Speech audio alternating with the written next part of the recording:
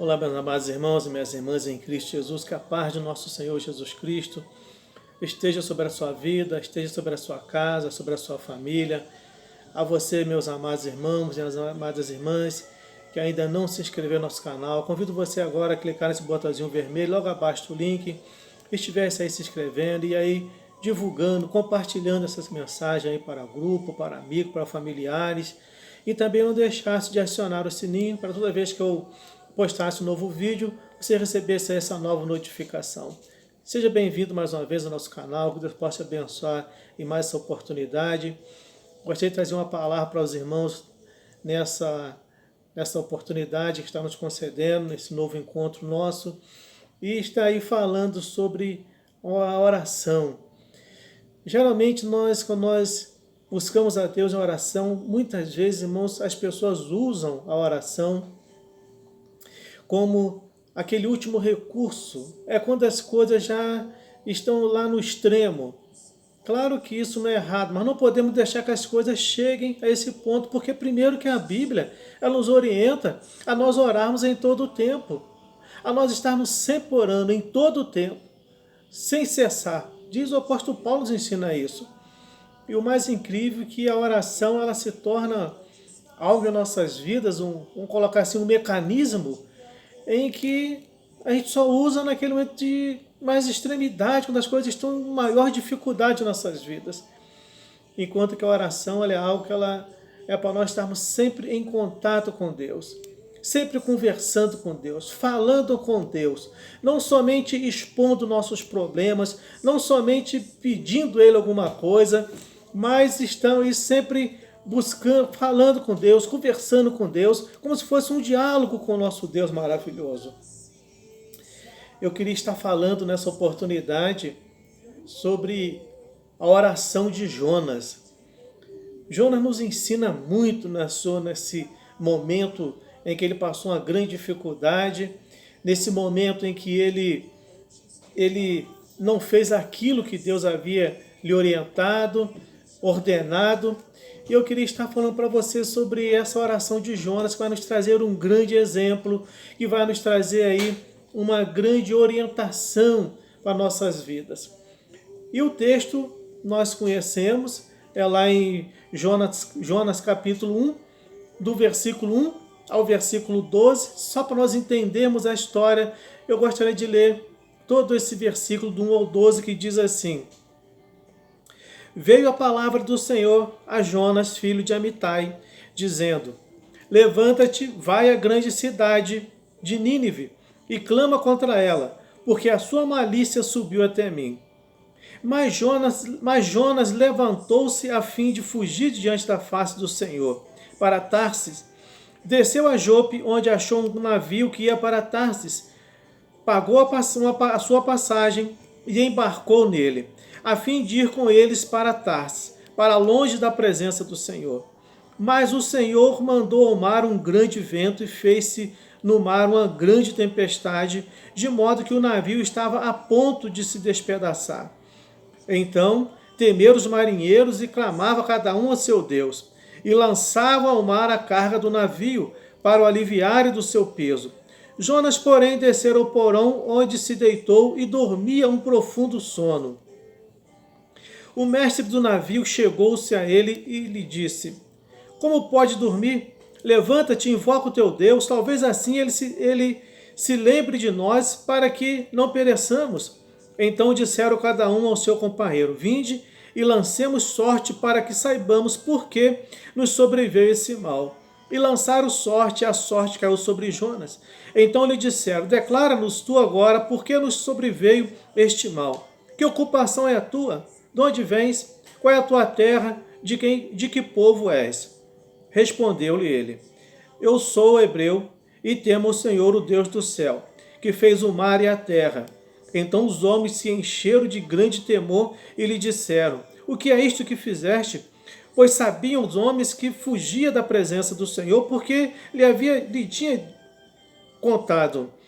Disseram-lhe: Que faremos nós para que o mar se acalme? Porque o mar se elevava e se elevava e se engrossava cada vez mais. Ele lhes disse: Levantai-me e lançai-me ao mar, e o mar se aquietará. Eu sei que por minha causa vos sobreveio esta grande tempestade. Que Deus possa te abençoar, meu irmão, minha querida irmã em Cristo Jesus, nessa palavra em que nos ensina acerca da oração que esse homem ele fez. Nós sabemos, irmãos, que essa é a principal lição que nós aprendemos nesse texto de início. É uma coisa que às vezes nós não vemos hoje, às vezes em nossos dias. E a principal lição que nós aprendemos nessa história é que o servo de Deus, ele não tem licença de escolher o seu serviço. Parece ser algo assim, até de uma forma de um ditador, vindo da parte de um Deus soberano, mas a verdade é essa. Se eu sou um servo do Senhor, se eu aceito para servi-lo, para adorá-lo, para honrá-lo em qualquer lugar, eu aceitei o seu chamado, eu não tenho que escolher onde eu vou trabalhar. E o servo do Senhor, ele não tem essa licença de escolher o seu serviço. E o mais incrível é que a gente vive hoje num contexto da história onde pessoas têm escolhido aquilo que querem fazer e onde querem trabalhar. E nós vemos que esse texto nos ensina de início isso. E outra coisa, que precisa ir onde é enviado. O servo de Deus, ele precisa ir onde ele é enviado, somente em um lugar ele pode ser útil. E isso no caminho de volta a Deus. Então, a segunda coisa que de início nessa introdução nos ensina, a primeira nos ensina que um servo de Deus ele não tem a licença de escolher o seu serviço, aquilo que ele quer fazer, onde ele quer fazer. Se Deus é o soberano sobre sua vida, é Deus que vai orientá-lo acerca do que ele vai fazer. A segunda, ele precisa ir onde ele é enviado. E somente em um lugar ele pode ser útil. E isso é no caminho da vontade de Deus. Irmãos, nós só vamos ser úteis quando estivermos no caminho que é a vontade de Deus para nossas vidas, para glorificar o seu santo nome. Jonas, até esse ponto, ele não entendia isso. Até esse ponto, este homem, um grande profeta, conhecedor das Escrituras, conhecedor das leis, conhecedor dos mandamentos, conhecendo o Deus que ele servia, ele não tinha até esse momento, de alguma forma, talvez a sua revolta, talvez o tornou uma pessoa, um homem ignorante, não ignorante de conhecimento, mas ignorante de julgamento. De achar que Deus iria aceitar que uma nação de mais de 100 mil pessoas iriam morrer porque uma pessoa não queria fazer aquilo que ele havia ordenado. Jonas pensou isso. Que uma nação imensa como aquela, todos iriam morrer naquela cidade, para que morra todo mundo. Esse era talvez o pensamento que passava na sua cabeça. Que ele não ia profetizar, não ia anunciar as misericórdias de Deus, e eles iam morrer por aquilo que eles estavam fazendo, haviam feito com Israel e com outras nações. Então o desejo desse homem era completamente o contrário da vontade divina. Mas Jonas, ele se esqueceu de uma coisa, meu querido irmão e minha querida irmã. Quando ele toma essa decisão de fugir para Tarsis, tomando um navio, em que ele diz aqui, para longe da presença do Senhor, no versículo 3, fugindo da presença do Senhor, ele estava agindo como um ignorante. Não um ignorante de conhecimento, porque primeiro que ele era o profeta, e sendo profeta, ele era um homem instruído acerca daquilo que estava nas Escrituras, aquilo que estava escrito, guardado lá nos escaninhos dos templos. Ele sabia, ele conhecia as Escrituras. E ele sabia que o Salmo 139, o versículo 7 ao versículo 10, dizia o seguinte, que diz a mesma coisa para nós hoje, depois de milhares de anos, diz o seguinte, olha, para onde me ausentarei do teu Espírito? Ele tinha visto isso, ele tinha lido isso já. Ele já tinha lido isso lá no templo. Sabia que essa passagem bíblica estava escrita lá. E ele diz: para onde me ausentarei do teu espírito? Para onde fugirei da tua face? Se suba aos céus, lá estás. Se faço a minha cama no mais profundo abismo, lá estás também. Se tomo as asas da alvorada e me detenho nos confins dos mares, ainda lá me haverá de guiar a tua mão, e a tua destra me susterá. Então esse homem, ele sabia, pelo conhecimento, ele sabia que não adiantava fugir de Deus, mas a sua ignorância, o seu desejo de vingança, o tornou ignorante, cauterizou a sua mente, ele esqueceu das escrituras, aquilo que estava escrito. E ele esqueceu mais ainda o que o grande profeta Isaías escreveu em Isaías capítulo 40, versículo 12, em que ele diz o seguinte, Isaías 40, versículo 12, ele diz ainda: quem na concha de sua mão mediu as águas e tomou a medida dos céus a palmos, quem recolheu na terça parte de um efa o pó da terra e pesou os montes em romana e os outeiros em balança de precisão. Então Jonas, ele sabia que Deus, primeiro que não tinha como ele fugir de Deus. Onde ele fosse, a presença de Deus estava ali. Ele esqueceu-se pela sua ignorância momentânea.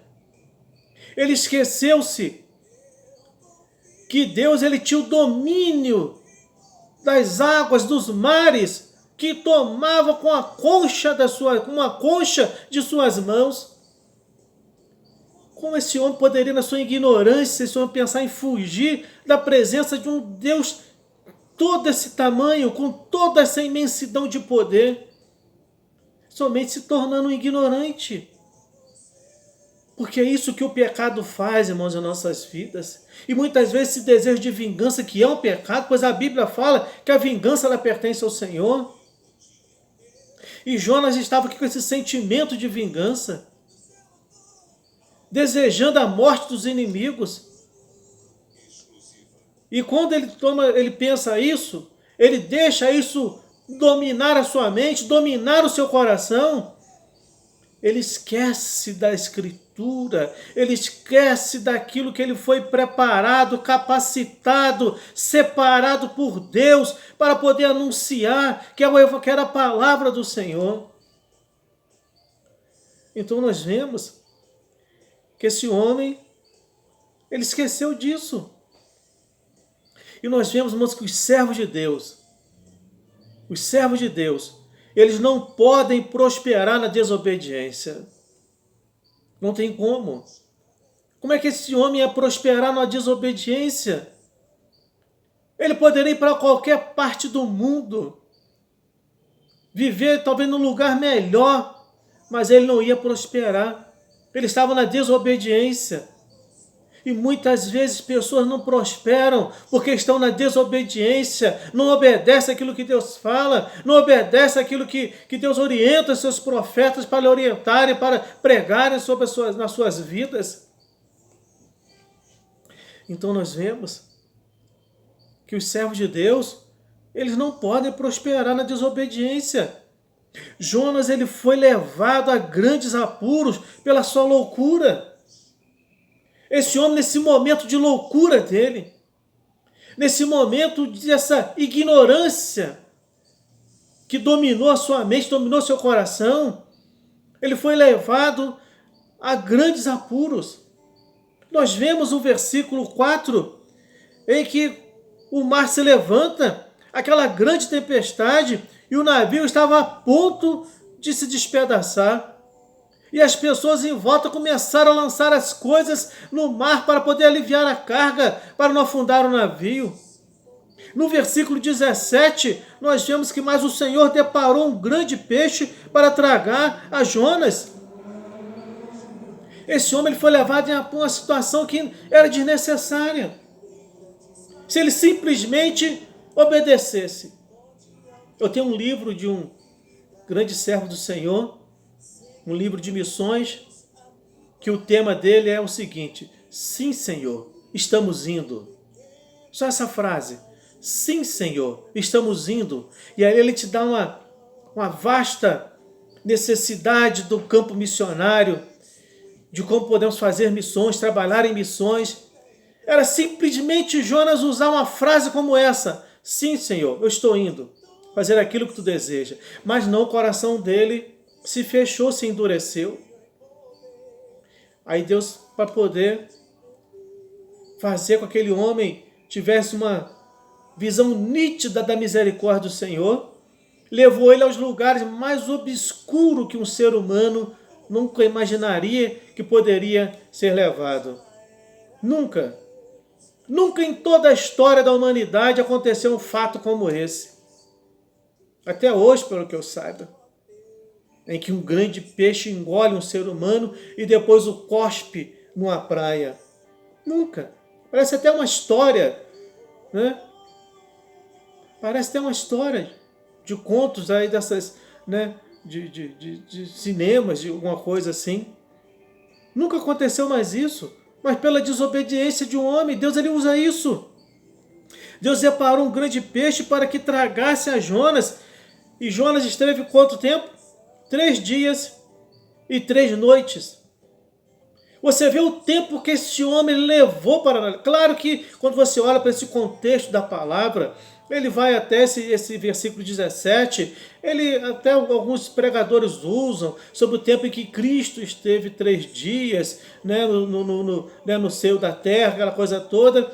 Mas entende bem uma coisa, Cristo foi diferente, Jonas diferente. Jonas estava em desobediência, Cristo em obediência, Jonas em desobediência.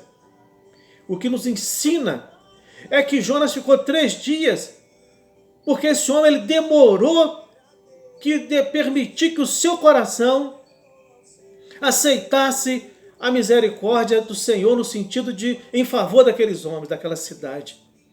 Ele levou 3 dias. Imagine 3 dias, irmãos. Se esse homem ele tivesse de imediato, assim que o peixe lhe engoliu, assim que ele chegasse no ventre do peixe, ele clamasse por misericórdia, pedisse perdão, se arrependesse, irmão, de imediato, Deus iria agir em favor daquele homem e lançar ele logo de imediato na praia, para cumprir seu propósito. Mas ele levou 3 dias e 3 noites para poder se arrepender. Para que Deus conseguisse quebrar aquilo na mente daquele homem, transformar seu coração. E sabe o que me chama a atenção, irmãos, nesse versículo 17? É que Jonas, no capítulo 12, melhor dizendo, que me chama mais atenção, é que Jonas, ele ora ao Senhor.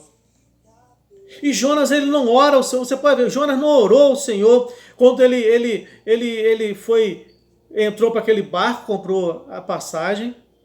Ele não orou.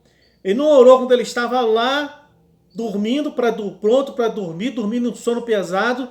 Não. Esse homem, ele orou, não foi de joelhos dentro do templo, não foi de joelhos talvez ali, naquele momento no barco. Esse homem, ele orou em um lugar onde ele já não tinha mais nenhum recurso. Ele não tinha mais nenhuma possibilidade humana nenhuma de poder alcançar, de ver novamente a luz do dia, de ver novamente o templo do Senhor. Então você já parou para pensar, irmãos, onde esse profeta estava quando ele orou? Dentro do ventre de um peixe, talvez fedido, talvez enrolado, cheio de aquelas algas marinhas em volta dele, todo fedendo no estômago, no ventre daquele grande peixe. Você imagine, sem ver nada, porque ele não tinha como ver ali, não tinha luz, a gente não faz nem ideia o que é estar dentro do ventre de um peixe, ou de qualquer outro tipo de animal dessa forma. Esse homem, dentro do ventre do peixe, Deus começa a trazer a sua memória. Deus começa a trazer esse homem a lucidez, a tirar ele daquele estado de loucura. De uma loucura não que a sua mente estava louca, de um momento emocional, mas de loucura, de ignorância, de vingança. E ele começa a orar a Deus. Ele volta a si. Daquela loucura que ele estava, de repente ele volta a si, que ele era um profeta. E um homem de Deus, uma mulher de Deus é assim que age. Pode ter até um momento de loucura, mas tem que voltar assim em algum momento. Ter a serenidade de saber que é um servo de Deus, que é um profeta, que é um homem, que é uma mulher de Deus, que fala pela boca de Deus. E esse homem, ele volta a si e clama ao Senhor. A primeira coisa que esse homem faz, ele olhou para o templo de Deus. No capítulo 2, versículo 4, ele diz o seguinte: eu disse, banida estou de diante dos teus olhos. Todavia, tornarei a olhar para o teu santo templo. A primeira coisa, irmãos, é que ele, na sua oração, ele achava que nunca mais ele ia ver o templo, nunca mais entraria no templo do Senhor. Então ele olhou para o templo de Deus, ele lembrou da forma que Deus usava, ele lembrou das Escrituras, ele lembrou da palavra de Deus. Com certeza veio sobre a sua mente o Salmo 139, versículo 7 ao 10, veio Isaías 40, versículo 12, que não adianta fugir de Deus, onde ele colocasse a sua cama, ali Deus estaria com ele. Se Deus ele tinha o domínio sobre todas as coisas, como fugir de um Deus como esse? E naquele momento ele até pensado, como pode agir como um louco, tentar fugir da presença de um Deus soberano como esse? E com certeza, ele fez aquele gesto que muitas pessoas fazem. Meu Deus, que loucura que eu fui fazer. Me perdoa. Me mostra as tuas veredas. Irmãos, tem coisa melhor quando o homem de Deus, a mulher de Deus, faz esse gesto após uma loucura. Me perdoa, Senhor. Não permita que eu pratique novos atos, que eu pratique os mesmos atos, que eu faça essas mesmas loucuras na minha vida, mas me conduza por veredas justas. Aí esse homem, irmãos, na segunda coisa, lembrou-se do Senhor.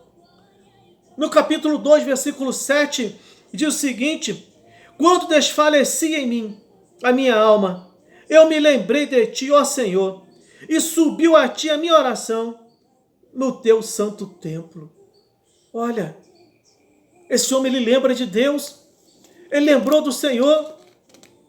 Quando ele diz aqui, olha, que desfalecia em mim a minha alma, eu me lembrei de ti. Esse homem, ele se lembrou de Deus num momento trágico, mas ele se lembrou. Quem sabe você precisa se lembrar de Deus nesse momento difícil em que você está enfrentando agora, num momento trágico. E precisa lembrar de Deus, para que Deus age em teu favor. Outra coisa, ele condenou-se a si mesmo.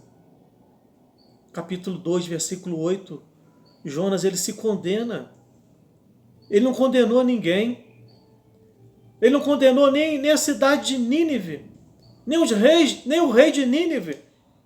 Muitas pessoas falam, eu estou dessa maneira porque culpado é fulano, culpado é ciclano.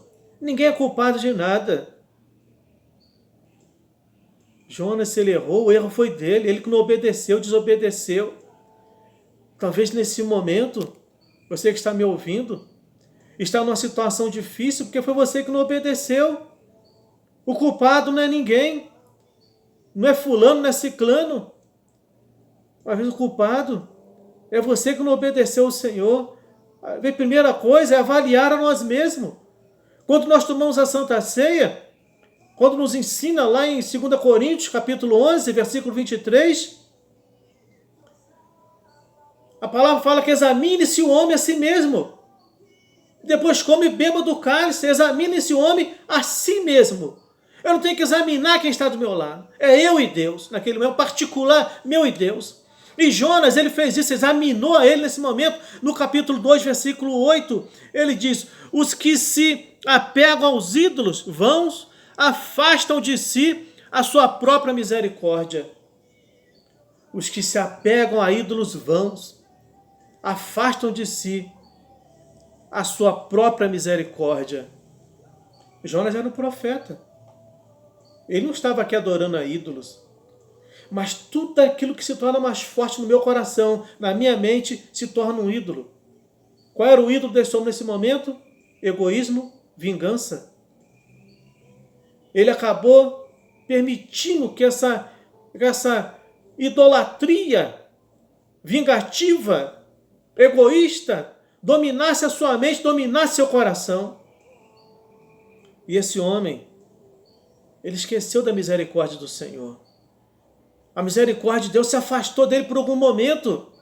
E é assim que às vezes Deus faz conosco. Quando eu não sinto misericórdia do meu próximo, Deus permite que a misericórdia dele se afaste de mim, para eu saber o quanto ela é importante na vida de um ser humano. Que eu só vou valorizar quando eu sentir falta. Então, meu querido, minha querida irmã, entenda bem isso. Está sentindo falta da misericórdia de Deus? Está clamando por misericórdia e não tem vindo? Olhe para o lado. Olhe para quem talvez você deixou de ter misericórdia. E tenha misericórdia dessa pessoa. Peça a Deus, Deus me dê misericórdia. Porque de nós mesmos não vamos ter, meu querido, minha querida irmã. Mas quando eu peço a Deus, Ele coloca misericórdia no meu coração e no teu coração. Então, no versículo 9, no capítulo 2, versículo 9, Jonas volta à obediência. Ele volta à obediência. Que ele diz assim, olha: mas eu com um cântico de ações de graça oferecer sacrifício, o que votei pagarei, do Senhor vem a salvação. Que coisa maravilhosa. Esse homem, ele voltou à obediência. Ele volta ao caminho da obediência. Confessou que somente Deus podia salvá-lo, no versículo 9. Do Senhor vem a salvação. Então, meu querido irmão, minha querida irmã em Cristo Jesus, que Deus não permita que os seus servos pereçam na loucura. Que Deus não permita que você pereça nessa loucura. Pois assim, Deus tirando essa loucura de nossas vidas, da sua vida, Ele pode ser restaurado, você pode ser restaurado, as pessoas podem ser restauradas no serviço que tem desonrado a Deus. Porque Jonas desonrou a Deus. E quantas pessoas entram por esses caminhos de loucuras, elas desonram o nosso Deus. Então que Deus possa te abençoar, te dar graça, te dar vitória. Entende bem uma coisa: não espere como Jonas estar em lugares tenebrosos para se lembrar de Deus, para se lembrar da sua casa, do seu templo e das suas misericórdias. Não espere você estar num lugar tenebroso, de extrema dificuldade, de solidão, de abandono, para se lembrar de Deus, para poder falar: Senhor, eu pequei contra ti. Não, busque Deus enquanto é tempo. Diz a palavra: buscai ao Senhor enquanto se pode achar, invocai enquanto está perto. Esse é o tempo de você buscar. Que Deus te abençoe, que o Espírito Santo ele te conduza por essa palavra e possa te ensinar, e você possa fazer essa oração de Jonas, e você possa ter uma vida de vitória, de conquista. Soberano Deus, te agradeço por essa palavra santa, bendita e maravilhosa. Obrigado a forma, Pai, que ela nos instruiu, nos ensinou, nos alertou, nos conduziu, meu Deus eterno, pelas tuas veredas justas. Eu quero pedir da forma que ela falou comigo, que ela tratou com o meu coração, com a minha alma, com o meu entendimento, ela possa agora tratar, penetrar na mente e no coração desse irmão e dessa irmã, e possa dar a eles a tua graça, eles possam, assim como Jonas, ó Deus, vir à lucidez, ó Deus, voltar à lucidez, ó Deus maravilhoso, e ver o quanto estavam errados, e voltar para os teus caminhos, para as práticas da tua palavra, meu Deus, e exercer os seus ministérios, ó Pai, com alegria. Tome agora, ó Pai, esse irmão em tuas mãos, abençoa, Deus maravilhoso, dando a tua graça, a tua vitória. Abençoa seu lar, abençoa a sua família, abençoa o seu ministério. Assim eu oro, eu abençoo esse irmão, essa irmã, em nome de Jesus. Que Deus te dê a vitória, que Deus te dê graça, que o Espírito Santo te fortaleça a cada dia, em nome de Jesus, meus irmãos.